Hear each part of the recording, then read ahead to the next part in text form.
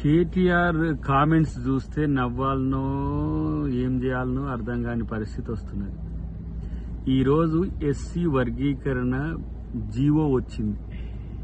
First దాని మీద మీ అసలు కనీసం మీరు చెప్పుకునే సిగ్గు కూడా ఉండాలి.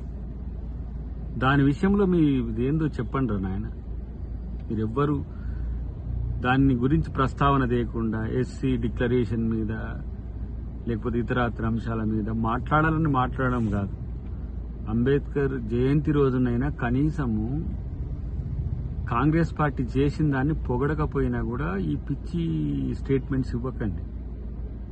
ప్రతి ఒక్కటి మల్లికార్జున్ ఖర్గే గారే కాదు, సోనియా గాంధీ, రాహుల్ గాంధీ గారు commitment towards to the Dalits and ఎస్టీస్ also, ఆదివాసీలు కూడా.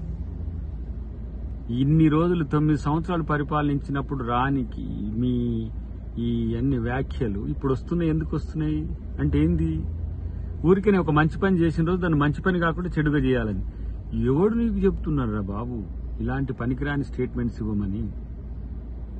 కనీసం ప్రభుత్వాన్ని మెచ్చుకోకపోయిండ్రు, కానీ ఇలాంటి ఒక పనికిరాని స్టేట్మెంట్స్ ఇవ్వడం వల్ల లేకపోతే ఏదో జాతీయ స్థాయి నాయకులను విమర్శ చేయడం వల్ల ఏదో స్పేస్ వస్తుందనే ఉద్దేశంతో, బీజేపీ మెచ్చుకుంటుందనే ఉద్దేశంతో మాట్లాడితే ఎట్లా?